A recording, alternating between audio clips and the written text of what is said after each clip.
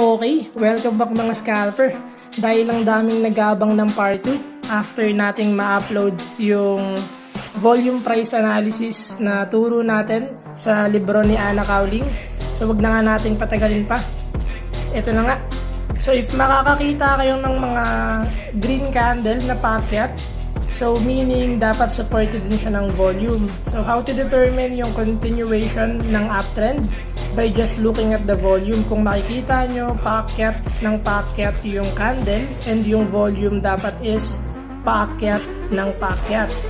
And next is, if makikita nyo na yung candle is umaakyat but hindi siya supported ng volume dahil yung volume is pababa ng pababa, meaning humihina na yung buying pressure sa mga candle na to, and beware kayo dito, possible malapit na yung reversal, and always wait pa rin ng mga big red candle and confirm with volume bago kayo mag-take ng counter trading. Next is yung downtrend, kabaliktaran lang to ng uptrend, so meaning if makikita nyo pabagsak ng pabagsak yung mga candle, dapat makikita nyo palaki ng palaki rin yung volume as a confirmation yung downtrend.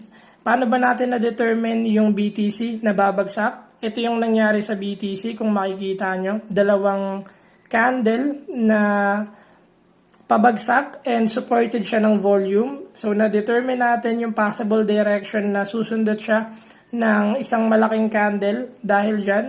So, ayun yung mga titingnan nyo. Kaya, beware to take long if makikita nyo na palaki ng palaki yung volume. Supported siya ng candle. And lastly is yung anomalies sa pagbagsak. Meaning, if bumabagsak na yung candle, then yung volume naman is pahina ng pahina. Yung beware na kayo dito since possible humihina na yung selling pressure and malapit na yung reversal, and always wait pa din sa mga candle na malalaking green before kayo mag-counter trading.